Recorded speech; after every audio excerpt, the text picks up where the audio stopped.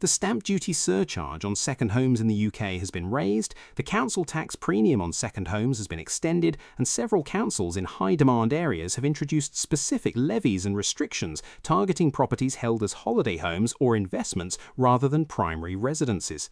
The political framing is consistent across all of it. Second home ownership is contributing to housing unaffordability in local communities, and those who hold property beyond their primary residence should bear an additional and escalating financial cost. But the actual financial impact of this crackdown is landing considerably more broadly than the headline framing suggests, catching not just wealthy holiday home investors, but divorced homeowners still legally named on a former partner's property, parents who co-signed a child's first mortgage and now need to move themselves, accidental landlords who inherited a property they never asked for, and buyers moving home who briefly owned two properties simultaneously through no strategic intent of their own.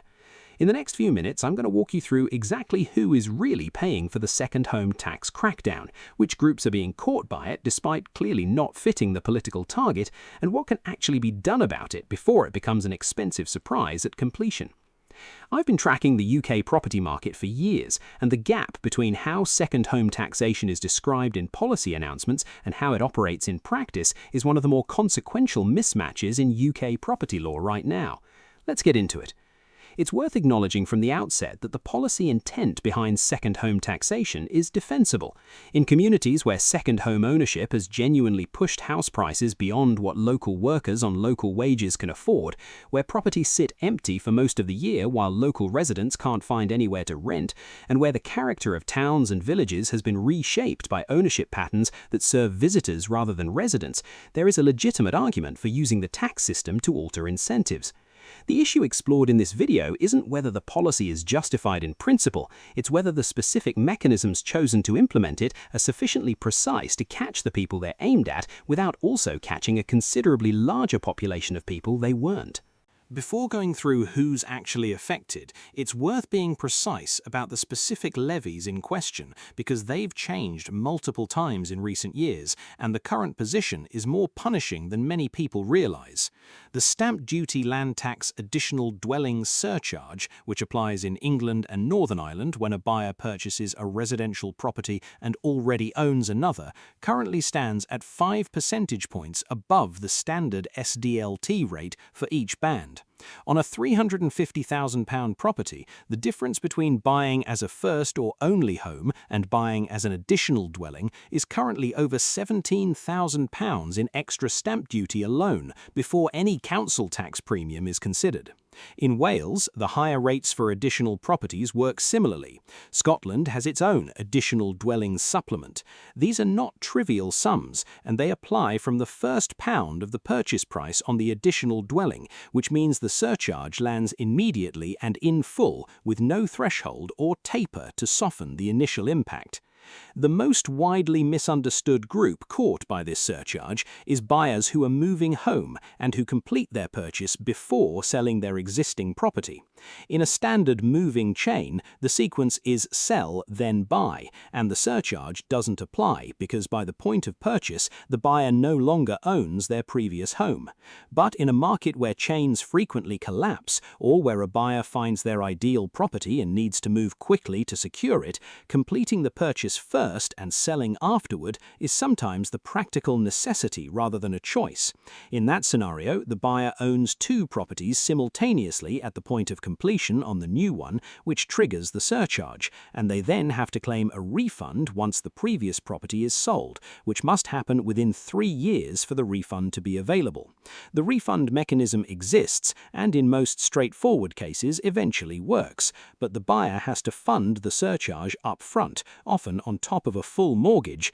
and the process of claiming the refund is not automatic. It requires a specific application and the provision of evidence, and buyers who are not aware the refund process exists or who miss the 3-year window for any reason, a delayed sale, a legal dispute, or simply not knowing the deadline applies, lose the money permanently. The 3-year window sounds generous until you consider that some property sales genuinely take longer than that to complete, particularly where the property has development potential, planning complications, or is part of an estate in a slow probate process. A buyer who moves first, has their old property on the market for several years for entirely legitimate reasons, and then misses the 3-year refund window, is paying the surcharge in full on what was functionally a straightforward home move, not a second home investment. Divorced and separated homeowners are the second major group being caught unexpectedly. When a couple separates and one partner moves out of the family home, the departing partner becomes a non-owner occupier of the family home but typically remains legally named on the mortgage and title until a financial settlement is reached and a formal transfer of equity takes place. That process can take months or years depending on the complexity of the financial proceedings and the speed of the court process. During that period, the departing partner who needs to purchase a new home to live in is, in legal terms, already an owner of a residential property, which means the additional dwelling surcharge applies to their new purchase. They are buying a home to live in as their primary residence, which is the precise situation the surcharge was never designed to catch, but the legal mechanism doesn't distinguish between someone buying a holiday cottage and someone buying the only home they'll actually occupy, and the departed spouse pays accordingly. This situation is being encountered with increasing frequency as solicitors dealing with divorce and properties simultaneously try to navigate a surcharge that was never designed with relationship breakdown in mind. There is a limited exemption available in some circumstances where a court order specifically directs a property transaction as part of divorce proceedings, but this exemption is narrower than most people assume and doesn't automatically cover all the scenarios in which a separating couple might need to purchase separately before their joint finances are fully resolved. Guarantors and co-signers have a third group most consistently surprised by this surcharge. Parents who added their name to a child's mortgage or property title as a guarantor or co-buyer, sometimes years ago and sometimes for a modest property of limited value, discover when they subsequently purchase a property of their own, or when they move home themselves, that they are legally considered to already own a share of another residential property. The additional dwelling surcharge applies in full, regardless of the fact that they derive no income from the property, have no beneficial interest in it in any meaningful practical sense, and added their name solely to help their child access a mortgage they couldn't qualify for independently. The legal position treats them as a property owner because they are one on paper, and the surcharge is calculated on that basis. The practical advice for parents considering co-buying or guaranteeing a child's mortgage is therefore to take specific legal advice about the long-term stamp duty consequences before entering the arrangement, because what begins as a helpful gesture at one point in time can crystallize into a significant financial cost at a later point when the parent themselves needs to move, downsize, or purchase a different property. Inherited properties create the fourth common scenario. A person who inherits a share of a property, whether because a parent left the family home to multiple siblings or because they inherited a deceased partner's share, becomes a property owner at the point of probate, regardless of whether they wanted the property, whether it's been sold or is in the process of being sold, or whether the inheritance represents any meaningful financial benefit to them at all. If that person purchases a new property or moves home before the inherited property has been sold and the title transferred out of their name, the surcharge applies.